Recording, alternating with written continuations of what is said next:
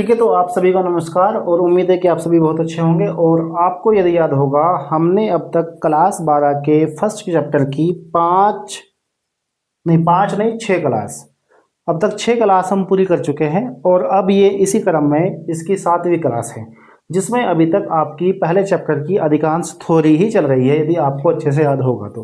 अब इस चैप्टर का जो नेक्स्ट पार्टिकल है, मतलब जो नेक्स्ट टॉपिक है, अब वो चलने वाला है। यदि आपने पिछली क्लास को बड़े ध्यान से देखा होगा तो उसमें हमने किसी भी स्थिति में विद्युत क्षेत्र की तीव्रता का आकलन करवाया था। ठीक है, ओ तो अब जो अगली क्लास है, जो हमने आपको पिछली क्लास में विद्युत क्षेत्र की तीव्रता का आकलन करवाया है किसी भी स्थिति से, तो अब हाँ आपको दिखाएंगे कि किसी भी स्थिति की सहायता से अक्षीय और निरक्षीय कैसे निकलता है।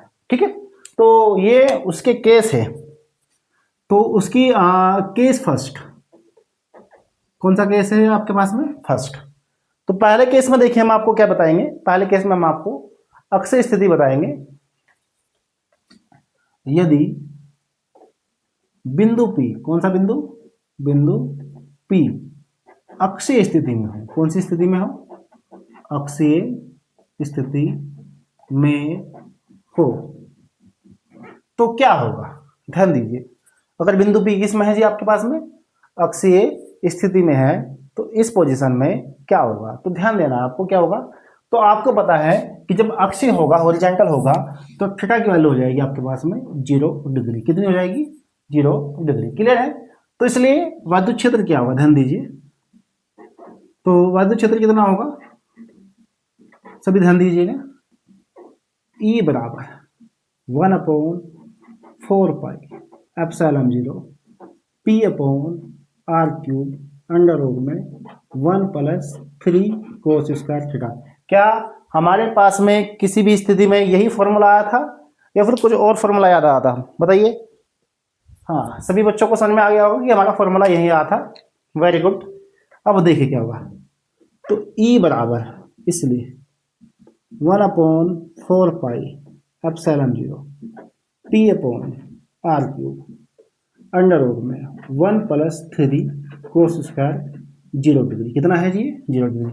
और इसको मैं थोड़ा सा E पैरेलल, ये जो मैं दिखा ना दो समांतर के चिन्ह बनाए हैं, इसको बोलते हैं पैरेलल। पैरेलल मतलब बोले तो हॉरिजॉन्टल। ये मैं अक्षीय स्थिति को पहचान के लिए लिख रहा हूँ इसको। ठीक है, कि ताकि अभी आपको बताऊंगा क्यों लिखा, क्योंकि मैं आगे चलकर आपको अक्षीय और निरक्षीय में संबंध भी बताऊंगा। ठीक है, तो इसको लिखने का मेन कारण यही है। ओके, चलिए अब देखिए क्या होगा। E parallel equal to 1/4 pi epsilon 0 P/r³ under root में 1 + 3 इंटू, इसका मान कितना आएगा? 1 ही होता है। यदि आप लोगों को अच्छे से याद होगा तो cos 0 का मान कितना होता है? 1 होता है। ठीक है, अब देखिए E parallel equal to 1/4 pi epsilon 0 P/r³ और ये अंडर रूट में हो जाएगा 4। कितना हो जाएगा भाई? 4 लिख लो, क्योंकि वो 3 एक कस का रेखा आएगा, 3 × 3 और 3 और 1 कितना हो गया है? 4 हो गया है। और अंडर रूट 4 का मान कितना होता है? आप सभी जानते होंगे, बताइए कितना होता है? 1/4 पाई एप्सिलॉन 0, ये हो गया है 2 P/r³। तो देखिए चेक करिए, क्या अक्षीय स्थिति में ही आर्टिकल था या कुछ और आर्टिकल था आपका? ठीक है, और सॉरी ये ना लिख के न्यूटन प्रति कूलम लिखेंगे। क्या लिखेंगे? न्यूटन प्रति कूलम। क्लियर है? किसी को कोई दिक्कत तो नहीं है? बताइए, क्या किसी भी स्थिति वाले से अक्षीय स्थिति में आर्टिकल निकल गया है? बिल्कुल, क्योंकि इसका ये किसी भी स्थिति का मतलब ही होता है कि आप यदि किसी भी स्थिति का आर्टिकल सोल्व कर लेते हैं तो आप उसकी सहायता से किसी भी स्थिति में आप आर्टिकल हल निकाल सकते हैं। मतलब ये यूनिवर्सल है, ये वाला क्या है? यूनिवर्सल। और इसकी सहायता से आप किसी का भी आर्टिकल निकाल सकते हैं, चाहे वो अक्षीय हो, निरक्षीय हो या किसी भी एंगल पर हो। ठीक है ना? अब देखिए, अभी मैं आपको केस इसका सेकंड में दिखाता हूँ। क्या है? यदि ये इधर कर लेते हैं हम, है ना। यदि बिंदु P किस में हो? इस बार बोलो, निरक्षीय स्थिति में हो। किस में हो? निरक्षीय स्थिति में हो तो क्या होगा? ध्यान दीजिए। देखिए, आप अपने नोट्स बहुत अच्छे बनाना, ताकि जब भी आप अपने नोट्स बनाए तो कोई भी देखकर ये बोलो कि हाँ भैया कुछ तो है, इन नोट्स में कुछ तो दम है। तो इसलिए जैसे मैं बोर्ड पर लिखवा रहा हूँ, सेम इसी प्रकार के आपको नोट्स बनाने हैं। कहीं भी कोई भी शब्द मिस नहीं करना है, कभी आप अपने हिसाब से अपने शब्द लिखो, ठीक है, क्योंकि मैं आपको शब्द बहुत ही गिन चुन कर लिखवा रहा हूँ, कोई फालतू के शब्द नहीं लिखवा रहा हूँ। तो ऐसी स्थिति में जब निरक्षीय है तो कितना होगा थीटा की वैल्यू बताइए, 90 डिग्री। क्लियर है, कितनी होगा थीटा की वैल्यू, 90 डिग्री। तो अब बोले क्या होगा, तो इसलिए E equal to under root में 1/4 pi epsilon 0 P upon R cube under root में 1 + 3 कोस स्क्वायर 90 डिग्री। कितना आएगा यहाँ पे 90। और इसको लिख देता हूँ मैं लंबवत का चिन्ह। किसका चिन्ह है, ये इस टाइप का चिन्ह होता है परपेंडिकुलर का, ठीक है। ये दिख रहा ना आपको, मैंने इस टाइप का जो चिन्ह बनाया है ये क्या है, ये परपेंडिकुलर का चिन्ह होता है, इस टाइप से जो बनाता है, ठीक है। क्लियर है, कोई दिक्कत तो नहीं है, ओके। अब ध्यान दीजिए, ये पहचान के लिए निरक्षीय के लिए, तो E perpendicular equal to 1/4 pi epsilon 0 P upon R cube under root 1 + 3 cos 90 का मान कितना आता है 0, तो क्या आ जाएगा 0 का ही स्क्वायर हो जाएगा। क्लियर है, गणित वाले बच्चों को पता होगा कि भाई कोस 90 का मान 0 होता है 1/4 pi epsilon 0 P upon R cube, और यहाँ पर ये तो 0 खाली एक बचेगा, एक का मान कितना आएगा, एक ही आएगा। तो E perpendicular equal to 1/4 pi epsilon 0 P upon R cube. तो देखिए ध्यान से, क्या निरक्षीय स्थिति में यही आर्टिकल आया था, क्या यही आंसर आता है आपका, बताइए देखकर चेक करके, बिल्कुल ना। तो देखिए अब आपने सीखा है कि किसी भी स्थिति की सहायता से आप अक्षीय और निरक्षीय कैसे निकाल सकते हैं। एक बात मैं आपको और भी अच्छी बताता हूँ, यदि बाय चांस आपसे अक्षीय निरक्षीय का पेपर में याद ना रहे कि कैसे आर्टिकल ना, तो यदि आपको किसी भी स्थिति वाला आर्टिकल है याद, तो आप उसका केस लगाओ, सीधा अक्षीय भी निकल जाएगा, निरक्षीय भी निकल जाएगा। लेकिन मैं समझता हूँ कि किसी भी स्थिति के बजाय अक्षीय निरक्षीय निकालना आसान है, आप जानते भी आर्टिकल, उसको सोल्व करना थोड़ा ईजी है, ठीक है। तो मुझे उम्मीद है कि आपको किसी भी स्थिति की सहायता से दोनों आर्टिकल हल करना आ गए होंगे। तो अब हम आगे चलते हैं, और आपको जैसे कि अभी मैंने आपको बताया ना कि ये है पैरेलल और ये क्या है परपेंडिकुलर, यानी कि अक्षीय निरक्षीय को मैंने थोड़ा सा एक अलग चिन्ह दे दिया है ताकि पहचान हो जाए कि ये विद्युत क्षेत्र है आपके पास में अक्षीय स्थिति वाला, और ये विद्युत क्षेत्र है आपके पास में निरक्षीय स्थिति वाला। तो अब मैं आपको जो करवाने वाला हूं अगला टॉपिक, इसी में वो इसी का टॉपिक है, साथ साथ में वो क्या करवाऊंगा मैं, आप ध्यान दीजिए, मैं आपको अक्षीय और निरक्षीय स्थिति में जो विद्युत क्षेत्र हैं उनमें मैं आपको संबंध बताऊंगा कि दोनों में संबंध क्या होता है, ठीक है। तो ये भी एक अच्छा ही टॉपिक है, तो इसको भी आप ध्यानपूर्वक देखेंगे, ठीक है। सभी बच्चे बोर्ड पर ध्यान से देखना और हेडिंग से लिखने हैं। हेडिंग क्या है इस बार, ध्यान दीजिए, अक्षीय और निरक्षीय स्थिति की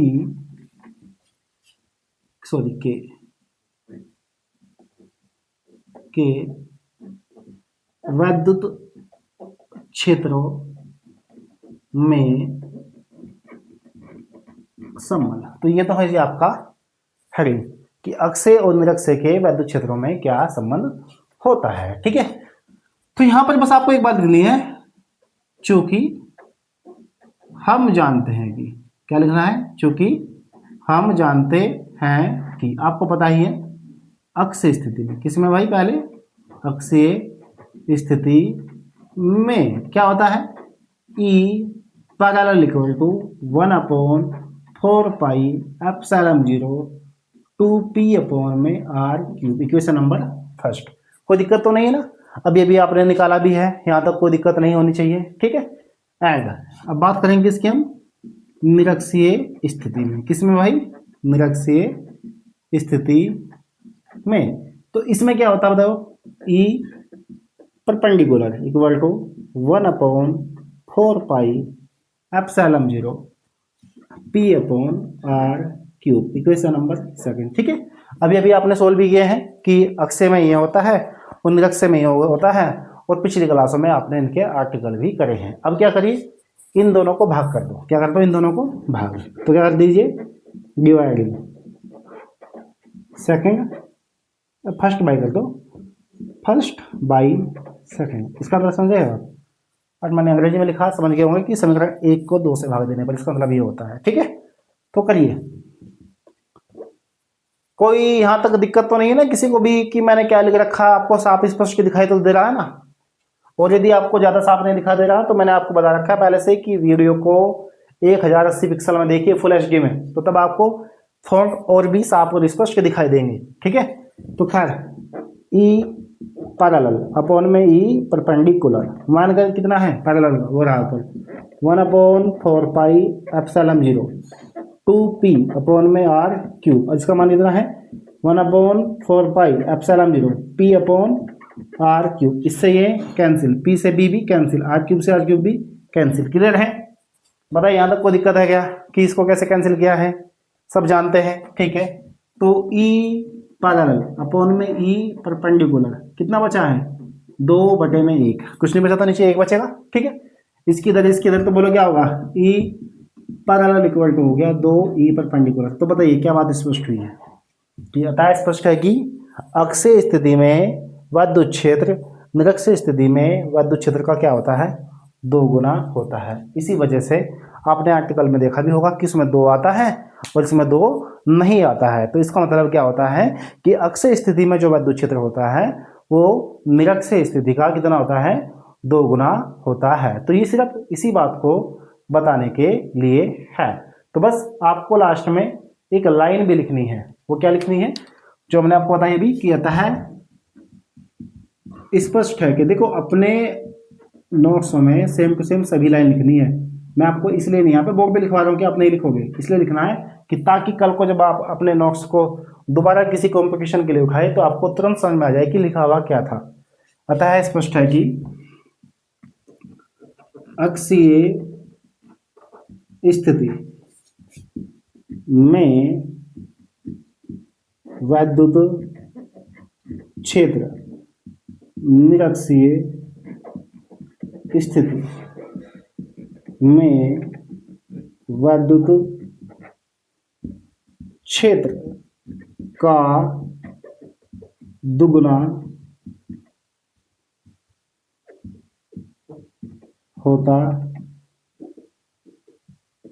है। ठीक है, ये लिखना है आपको, और यहीं पर आपका आंसर फाइनल हो गया है कि अक्षीय स्थिति में जो विद्युत क्षेत्र होता है वो निरक्षीय स्थिति का 2 गुना होता है। तो यहाँ तक तो मुझे लगता है कि आपको सब कुछ समझ में आ गया होगा, किसी को कोई दिक्कत नहीं हुई होगी। तो अब इससे आगे इसको लिख लिया ना आपने, नहीं तो वीडियो को पॉज करके लिख लीजिए। ठीक है, और अब आगे देखिए, अब जो आपके पास में अगला टॉपिक है, जैसे कि मैंने आपको शुरुआत में बताया था कि आपको मैंने बीच में एक टॉपिक थोड़ा सा वो करवा था स्किप, उसको मैं अभी करवाता हूँ, जिसका नाम था विद्युत बल रेखाएं, जो परीक्षा में आता भी है। उसमें से 1 नंबर का सवाल भी आता है कभी कभार, और कभी कभार 2 नंबर का सवाल भी आता है, और आपको हम दोनों ही तरीके से आपको वो सवाल बताएंगे। ठीक है, और आपको समझाएंगे भी कि विद्युत बल रेखाएं होती क्या है। आपको अपने बोर्ड पर इसको बड़े ध्यान से समझना है कि विद्युत बल रेखाएं क्या होती हैं और किस प्रकार से इनकी डेफिनेशन होती है। ठीक है, तो अभी तक आपने जो पढ़ा है सब कुछ यहाँ तक कोई दिक्कत नहीं हो रही होगी किसी को। अगर दिक्कत हो रही है तो आपको जहाँ पर भी समस्या आती है किसी भी टॉपिक में, तो आप हमें कमेंट में अवश्य बताना है कि सर हमें यह टॉपिक समझ में नहीं आया है, तो हम उस टॉपिक पर आपको दोबारा भी समझा सकते हैं वीडियो बनाकर, ऐसा कुछ नहीं है। लेकिन अगर आप लोग हमें कमेंट में बताएंगे कि प्रॉब्लम क्या है और क्या नहीं है। अगर आप नहीं बताएंगे तो हम कैसे बता पाएंगे कि आपको क्या दिक्कत आई थी।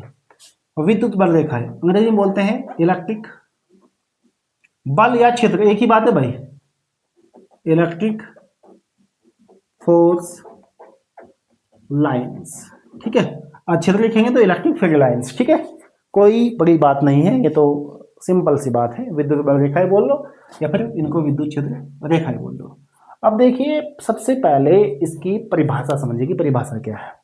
सिंपल बताऊंगा, ये आवेश है, कोई कुछ भी आवेश है, ये समझ कर लो इसका विद्युत क्षेत्र है, समझिए। और इसके विद्युत क्षेत्र में आपने कोई भी रेखा खींच दी, समझ कीजिए कि ये जो इस टाइप की रेखा होती है ना, इनको बोलते हैं वक्र। क्या बोलते हैं इनको? वक्र, यानी कि कर्व। ठीक है, कोई भी काल्पनिक है, हमें नहीं पता, हमने खींच दिया, और इसके ऊपर जो भी आप स्पर्श रेखा खींचेंगे, जो भी क्या खींचेंगे आप इसके ऊपर स्पर्श रेखा, तो यही विद्युत क्षेत्र की दिशा को बताती है। और यही डेफिनेशन है, बस समझ गए क्या डेफिनेशन है। देखो ध्यान से सुनो,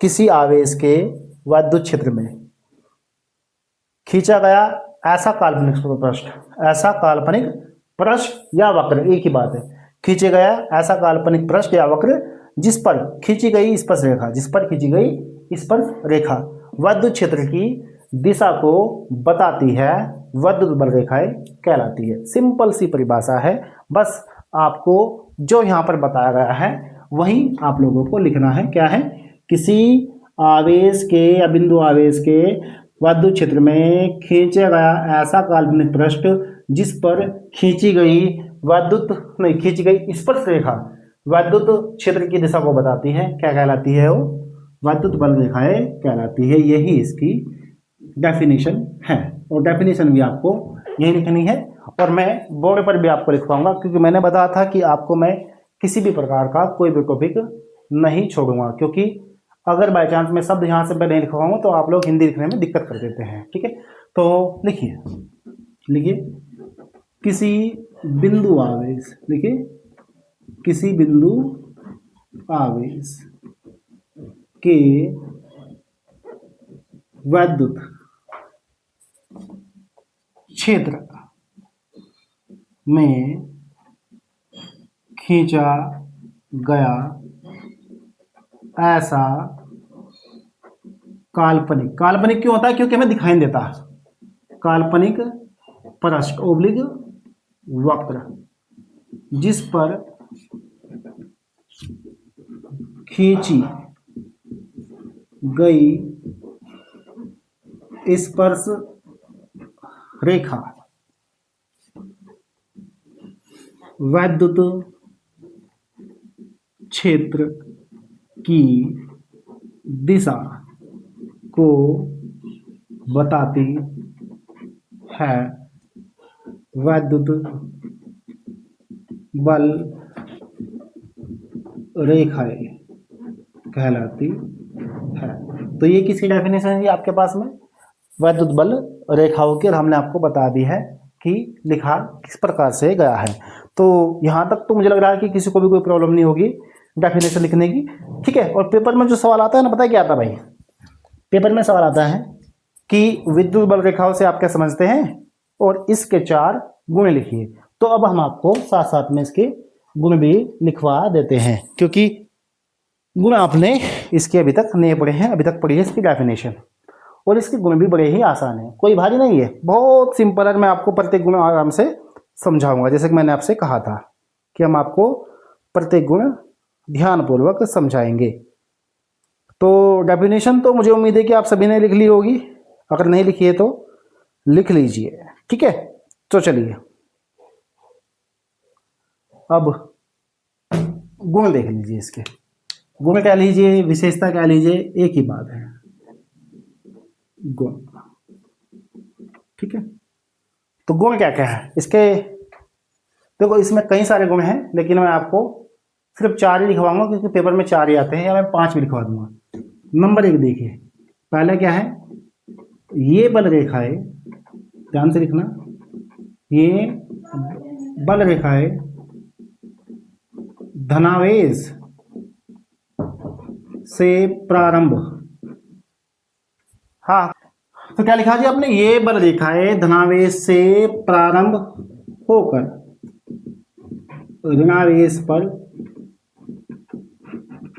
समाप्त हो जाती है।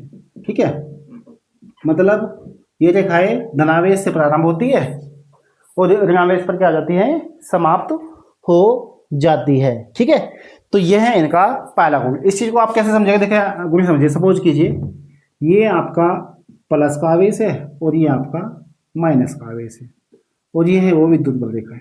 ठीक है, ये क्या है, विद्युत बल रेखा है। तो देखिए चलो किस रही है, धनावेश से, और खत्म किस पर हो रही है, ऋणावेश पर। ठीक है, ऐसे दिखा देते हैं इनको, चित्र में ऐसे ही दिखाया जाता है। इस पर तो आएगी भैया, एक बात थी ना इसमें, ही एक बात और भी छिपी हुई है, जैसे कि आया था ना कि आपने विद्युत क्षेत्र के आर्टिकल किए थे निरक्ष स्थिति अक्ष स्थिति वाले, तो देखो प्लस से ये बाहर को निकल रही है ना, तो इसलिए प्लस के कारण जो दिशा होती है ना वो हमेशा बाहर की ओर होती है, उसमें बताई थी बात हमने, ठीक है। और इसलिए जो माइनस, क्योंकि माइनस पे आ रही है तो इसलिए माइनस आवेश के कारण हमेशा जो दिशा माइनस की ओर होती है। जैसे दिखा था ना उसमें ई बी आ था, तो ए पर माइनस था तो ई की जो दिशा थी माइनस की ओर थी, और बी पर प्लस था तो उसकी बी ई बी की दिशा बाहर की ओर थी। तो ये इसी से पता चलता है कि भैया की दिशा मतलब बाहर की ओर होगी या अंदर की ओर होगी, ठीक है। अब ये तो हो गया पहला गुण, चित्र भी बनाना है आपको। नंबर 2 देखिए, दूसरा क्या है, दूसरा डेफिनेशन में लिखा हुआ है क्या है, इन पर खींची गई क्या है स्पर्श रेखा। कौन सी रेखा जी, स्पर्श रेखा विद्युत क्षेत्र की दिशा को बताती है। देखो सिंपल है, वही तो लिख रखा है डेफिनेशन में भी, किन पर खींची गई स्पर्श रेखा क्या बताती है, विद्युत क्षेत्र की दिशा को बताती है। दूसरा बात तो बहुत ईजी है और यही सेम डेफिनेशन भी है, ठीक है। 2 गुण हो गए बड़ी आसानी से, कोई दिक्कत तो नहीं है ना किसी को भी लिखने में, या कोई प्रॉब्लम है तो बता दीजिए मुझे लग रहा है कि किसी को कोई दिक्कत नहीं होगी यहाँ तक, ठीक है। तीसरा देखिए ध्यान से, बड़े ध्यान से देखना है, नंबर 3 तीसरा क्या है, 2 वैद्युत बल रेखाएं। कौन सी, वैद्युत बल रेखाएं क्या ये एक दूसरे को प्रतिच्छेद करेंगे, नहीं करेंगे ना, करती भी नहीं है। 2 वैद्युत बल रेखाएं एक दूसरे को प्रतिच्छेद नहीं करती है। प्रतिच्छेद का मतलब होता है काटना, प्रतिच्छेद का मतलब क्या होता है, काटना। प्रतिच्छेद नहीं करती है, क्यों, क्योंकि यदि हाँ ऐसा होगा तो विद्युत क्षेत्र की 2 दिशाएं होगी जो कि संभव नहीं है। क्यों संभव नहीं है, क्योंकि किसी भी सदिश राशि की केवल एक ही दिशा होती है और विद्युत क्षेत्र कैसी राशि है, सदिश राशि है, तो ये इसलिए पॉसिबल नहीं है। और ये सवाल अक्सर पेपर में भी आता है कि 2 विद्युत बल रेखाएं एक दूसरे को प्रतिच्छेद क्यों नहीं करती है। आंसर साफ साफ लिखा हुआ है, क्योंकि यदि ऐसा होगा तो विद्युत क्षेत्र की 2 दिशाएं होगी जो कि संभव नहीं होगी। और एक लाइन और भी बोल सकते हैं, क्योंकि विद्युत क्षेत्र सदिश राशि है और किसी भी सदिश राशि की केवल एक ही दिशा होती है। ये 1 नंबर का सवाल है, अक्सर पेपर में बहुत आता है, याद रखना इस चीज को, ठीक है। अगर आपने ये लिख लिया हो तो बड़ी अच्छी बात है। अब हम आपको इसमें नंबर 4 गुण लिखवाएंगे, ठीक है। तो आपके पास में अभी तक 3 हो चुके हैं, अब देखें नंबर 4। नंबर 4 क्या है, ध्यान से देखिए, परस्पर, या परस्पर का मतलब होता है एक दूसरे, है ना, चलो एक दूसरे लिख देते हैं, एक दूसरे के समांतर, एक दूसरे के समांतर एवं समान दूरी, किस पर भाई, समान दूरी पर स्थित वैद्युत बल रेखाएं। कौन सी रेखा है भाई, वैद्युत बल रेखाएं क्या बताती हैं, वे एक समान विद्युत क्षेत्र को बताती है। किसको बताती है, एक समान विद्युत क्षेत्र को दर्शाती है, या फिर बोल दो आप लोग प्रदर्शित करती है, एक ही चीज है, ठीक है, या बताती है, ठीक है। कैसे, देखिए ये है बल रेखाएं,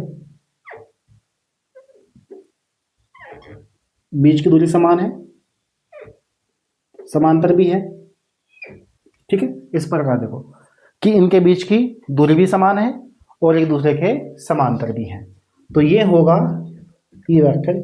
इसका नाम क्या होगा, इसका नाम होगा एक समान वैद्युत क्षेत्र, ठीक है। लिख लेना आप इसको, इसके नीचे बना लेना, चाहे बराबर में बना लेना चित्र, कोई दिक्कत नहीं है, ठीक है। 4 हो गए पूरे कंप्लीट, वैसे 4 ही आते पेपर में, लेकिन एक और लिखवा देता हूँ जब इतनी बात है, कभी कोई सा भूल जाओ। एक वह है कि यदि आवेश अकेला हो, यदि आवेश क्या हो, अकेला, तो तब देखो ये तो दो आवेश थे एक साथ, अगर आवेश अकेला होगा तो ये अनंत से शुरू होगी और अनंत पर ही समाप्त होगी। कैसे? देखिए देखो नंबर 5, यदि आवेश, क्या लिखेंगे? यदि आवेश एकल हो, तो एकल का मतलब क्या होता है? अकेला। एकल हो तो ये अनंत से ही शुरू होती है, यानी कि प्रारंभ होती है, और अनंत पर ही समाप्त होती है। ठीक है, ये है 5वां, लेकिन पेपर में कोई सिर्फ 4 होते हैं और आपको ये पता भी होने अनिवार्य है। चित्र के लिए इसका चित्र ना मैं यहाँ पर बना रहा हूँ, ठीक है, क्योंकि नीचे जगह नहीं है। ये देखो क्या है, ये समझ लो, ये प्लस का आवेश है। तो देखिए शुरू हो गई है,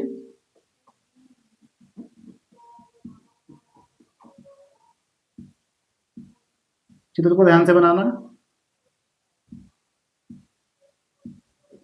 खत्म कहाँ होगी? आगे जाके कहाँ होगी? हमें नहीं पता जी कहाँ हो रही है, उसको कहते हैं अनंत। क्या बोलते हैं उसको? अनंत। ठीक है, इसके नीचे बना लेना। ये प्लस का है, माइनस का यहाँ बना रहा हूँ मैं, ये वाला बराबर में बना, दोनों एक साइड है ना। ये देखिए, ठीक है, चित्र को ध्यान से बनाना भाई, कोई भी सब अच्छे, गलत चित्र कोई मत बनाना। ठीक है, कहाँ से आ रही है जी? अनंत से आ रही है। कहाँ से आ रही है भाई? अनंत से। ठीक है, चित्र सब कुछ अच्छे से बनाना, कोई भी चित्र गलत ना हो जाए। ठीक है, प्लस माइनस दोनों एक साथ इसके नीचे बनाने हैं आपके, है ना। मैंने ऊपर बनाया क्योंकि नीचे जगह नहीं थी, इस वजह से। ठीक है, तो मुझे उम्मीद है कि आपको ये जो टॉपिक है विद्युत बल रेखाओं का बहुत अच्छे से समझ में आ गया होगा। अब जो अगला टॉपिक है हम आपको उसको करवाएंगे, है ना। तो इसको तो यदि आपने नहीं लिखा तो वीडियो को पॉज करके लिख लीजिए, परिभाषा भी, वो सभी गुण भी, साथ में चित्र भी ध्यान से बना लेना। और ध्यान रखना कि इस चौथे टॉपिक का है, चौथे गुण का चित्र है ये वाला, इसके नीचे बनाना। 5वें गुण का चित्र है ये, और ये इसके नीचे बनाना है, और ये पहले गुण का तो खाली इसके नीचे चित्र है ही। ठीक है, तो चित्र को बड़े ध्यान से बनाना। कभी आप किसी का चित्र किसके साथ में मिक्स कर दो तो उससे आपको दिक्कत हो जाएगी। ठीक है ना, फिर आपको पता नहीं चल पाएगा कि कौन सा किसका चित्र है। तो जो अगला हमारे पास में टॉपिक है वो क्या है? उसका नाम है प्रत्यानयन बल आघूर्ण। मतलब अगर ये जो अभी बताया ना आपने, एक समान क्षेत्र, यदि इसमें कोई वैद्युत द्विध्रुव रखा है तो उस पर जो बल आघूर्ण काम करता है, यानी कि इस पर जो बल युग्म का आघूर्ण काम करता है, उसको बोलते हैं प्रत्यानयन बल आघूर्ण। तो टॉपिक भी आपके पास में अगला यही है। ठीक है, तो अब हम आपको अगली हेडिंग लिखवा देते हैं। और मैंने जैसे कि आपको बताया है, सभी शब्दों को बड़े ध्यान से लिखना है, कोई भी शब्द हिंदी का गलत मत लिखिएगा, क्योंकि यदि आप शब्द गलत लिखेंगे तो उसमें आपको बड़ी समस्याएं हो जाएंगी। ठीक है, तो कोई भी शब्द आपको गलत नहीं लिखना है किसी भी कीमत पर। अब देखिए ध्यान से, अब जो अगला टॉपिक है वो क्या है जी? हमने आपको अभी बताया, आपका नाम क्या है? हेडिंग देख लीजिए, हेडिंग आपके पास में ये है, एक समान वैद्युत क्षेत्र में रखे वैद्युत द्विध्रुव पर कार्य करने वाले बल युग्म का आघूर्ण, या करके इसका जो दूसरा नाम है वो क्या है? वो मैंने यहीं पे लिख दिया, देखो ध्यान से पढ़िए आप लोग, क्या लिख रखा है? प्रत्यानयन बल आघूर्ण। बल आघूर्ण को अंग्रेजी बोलते हैं टॉर्क, याद रखना, ये बोलते हैं टॉर्क, बोलते हैं ना टॉर्क, बल आघूर्ण। ठीक है, बल आघूर्ण को अंग्रेजी में क्या बोलते हैं? टॉर्क, जो आपके सामने लिखा हुआ है। ठीक है, तो ये तो है आपका हेडिंग, और मैंने आपको बताया कि ये बहुत अच्छा हेडिंग है। अक्सर इसका सवाल पेपर में आता है, कंपटीशन में भी आता है, क्योंकि बच्चे इस पर ध्यान नहीं देते हैं, इसलिए इसको ज़्यादातर कॉम्पिटिशन में पूछ लिया जाता है। तो सभी इस पर ध्यान देंगे और हम आपको इसके बारे में अभी लिखवाते हैं कि इसकी डेफिनेशन होगी क्या। ठीक है, क्या डेफिनेशन होगी मैं आपको उसको चित्र से समझाता हूँ, बस सबसे बढ़िया तरीका वही है। सपोज कीजिए ये क्या है, अभी अभी बना था हमने, क्या नाम था इसका बताइए। ये था एक समान वैद्युत क्षेत्र। क्या है? एक समान वैद्युत क्षेत्र। और इसमें ये है, सपोज कीजिए आपके पास में वैद्युत द्विध्रुव क्या रखा है, वैद्युत द्विध्रुव। ठीक है, और ये इसकी दिशा है यहाँ पर। ठीक है, ए बी, इस बिंदु को आप चाहे सी मान लो, चलो सी मान लेते हैं, या ओ मान लो, एक ही बात है आपके पास में। और ये बीच में बिंदु ओ तो यहाँ पर होता है, इसको सी मानेंगे। ठीक है, टोटल कितनी लंबाई होती है? 2l। कितनी लंबाई है? 2l। और ये क्या है? एक समान द्विक्षेत्र ई वेक्टर है। ठीक है, यहाँ तक तो कोई प्रॉब्लम वाली बात नहीं है, कोई दिक्कत तो नहीं होगी ना किसी को भी। ठीक है, तो यहाँ तक तो कुछ भी प्रॉब्लम किसी को नहीं होनी चाहिए। तो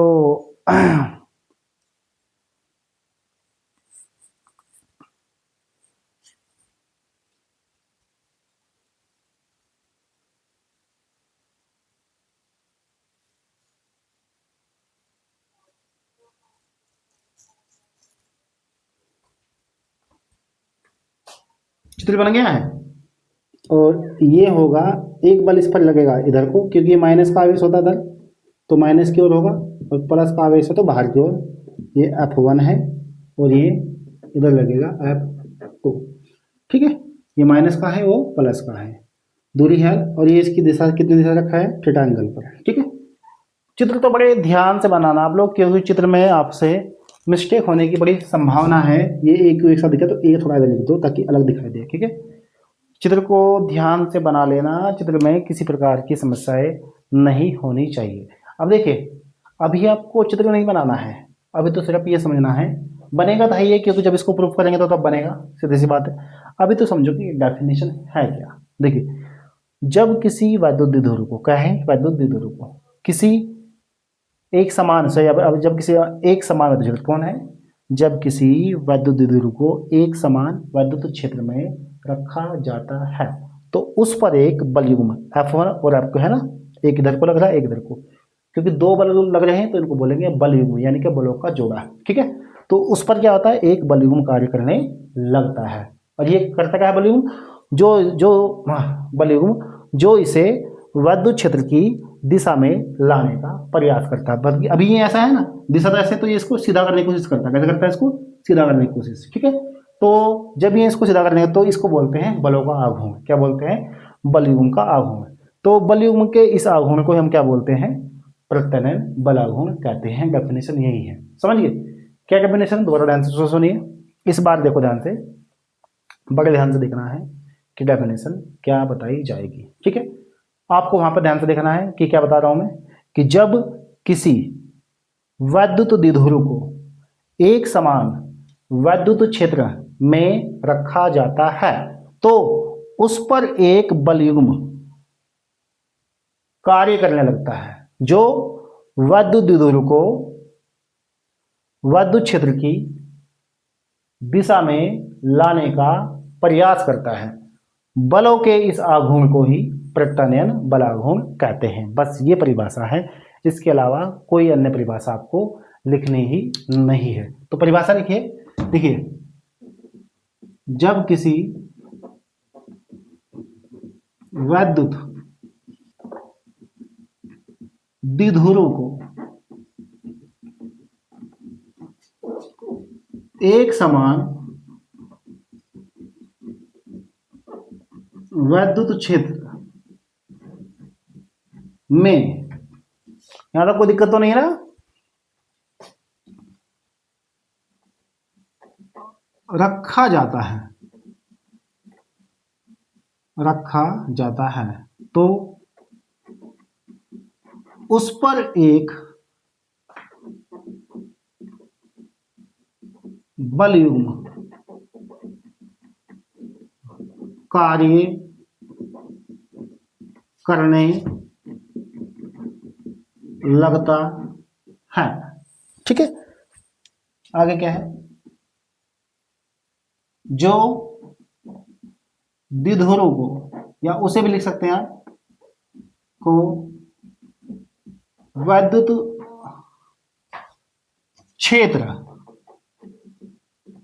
की दिशा में लाने का प्रयास करता है। ठीक है, और आगे लिखेंगे बस, बलों के इस आघूर्ण, आघूर्ण मतलब होता है इसको घुमाना, ठीक है, आघूर्ण को ही प्रत्यानयन बलाघूर्ण कहते हैं। तो ये तो हो गई जी इसके डेफिनेशन कि इसकी परिभाषा होगी क्या। परिभाषा बड़ी आसान है, कोई भारी डेफिनेशन नहीं है और समझा जाता है सीधा इसको इसी से। और आगे देखिए, इसे कक्षा का नाम सबने पढ़ा होगा, ये वाला क्या बोलते हैं इसको, तो क्या बोलते हैं इसको, तो अगर आपने नहीं पढ़ा तो समझ लीजिए किसे क्या बोलते हैं, तो से प्रदर्शित। वैसे जहां पर बला गुण होता है तो उसको हमेशा टो से ही प्रदर्शित किया जाता है। आप लोगों ने कक्षा 11 में पढ़ लेना चाहिए था इसको, ठीक है, नहीं पढ़ा तो कोई बात नहीं है। तो टो बराबर फॉर्मूला है पी ई साइन थीटा, यह है इसका फॉर्मूला, ठीक है। और मात्रक होता है न्यूटन मीटर, और राशि हमेशा सदिश होती है। आपको पता होना चाहिए कि बलाघूर्ण हमेशा कैसी राशि है, सदिश राशि है। क्लियर है, यहाँ तक तो कोई किसी को भी दिक्कत नहीं होनी चाहिए। इसके बाद अब हम आपको इसको प्रूफ करवाएंगे। क्या करवाएंगे, प्रूफ। प्रूफ को भी बड़े ध्यान से समझना है, ठीक है। क्या प्रूफ है, थोड़ा सा ध्यान से देख लीजिए। जो आपने चित्र बना रखा है, बस पहले तो इसके बारे में लिखेंगे। अब देखिए, परिभाषा लिखने के बाद ना, जब आप लिखे ना प्रूफ, प्रूफ की बगल में चित्र बनाना है आपको, और बगल में चित्र बना के इसके बगल में आपको लिखना है। क्या क्या लिखेंगे, ध्यान दीजिए। देखो, सबसे पहले क्या लिखेंगे, माना ए बी क्या है एक, इसको तो याद कर लीजिए, तो हमेशा लिखा जाएगा जहां भी आ जाएगा। माना ए बी एक क्या है, वैद्युत द्विध्रुव है, जो क्या है, माइनस क्यू व प्लस क्यू, ठीक है, आवेशों से मिलकर बना है, जिसकी अल्प लंबाई कितनी है, 12 है, ठीक है। इतना तो हो गया। और क्या है, जिसे आगे क्या है, एक समान विद्युत क्षेत्र। कौन सा विद्युत क्षेत्र है इस बार, एक समान विद्युत क्षेत्र। क्या नाम है इसका, ई वेक्टर है, की दिशा से थीटा कोण, कितना कोण भाई, थीटा कोण बनाती हुई, कितना एंगल है, थीटा कोण बनाती हुई दिशा में रखा गया है, ठीक है। और क्या आता है, जिससे इस पर एक बलयुग्म कार्य करने लगता है। कोई दिक्कत तो नहीं है ना। ये तो हमने लिखा है इसके बारे में कि आपने चित्र क्या बनाया है और क्या उसके आपको लिखना है। क्लियर है। अब देखिए, तब चित्र अनुसार, किसके अनुसार भाई, चित्र के अनुसार, सिरे ए पर, कौन से पर, सिरे ए पर कार्य करने वाला वैद्युत बल, ठीक है, क्या होगा, आपको फॉर्मूला पता होगा, ई बराबर होता है फॉर्मूला एफ अपॉन क्यू। कौन सा होता है जी, एफ अपॉन क्यू, ठीक है। तो इसलिए ई बराबर हम अब ए की बात कर रहे हैं, ठीक है, और उस पर आवेश माइनस का है तो ये भी, इसमें माइनस प्लस नहीं लिखते क्योंकि राशि कैसी है, सदिश है। तो यहाँ पर क्या आएगा, क्यू। तो अब ए बराबर क्या आएगा, तो रुक जाओ यार, तो एफ बराबर क्या आ जाएगा, क्यू इंटू ई, और इसको हम एफ ए की जगह एफ ए लिख देंगे। क्या लिख देंगे, एफ की जगह क्या लिख देंगे, एफ ए, ठीक है, कोई दिक्कत तो नहीं है। अब देखो इसी प्रकार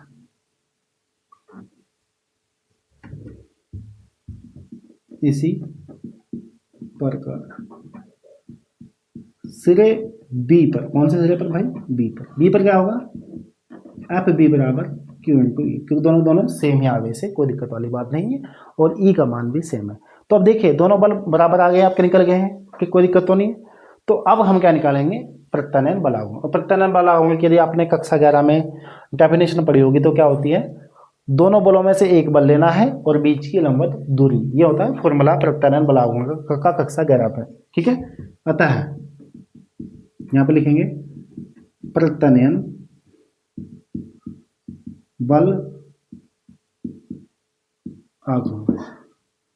देखिए ये यहाँ पर आ नहीं पाएगा, तो मुझे मजबूरी में जो है ना चित्र साफ करना पड़ेगा। अब मजबूरी हो गई है, लेकिन चित्र की मुझे आवश्यकता है। दिक्कत ये है सबसे बड़ी, चित्र की क्या है, मुझे आवश्यकता है।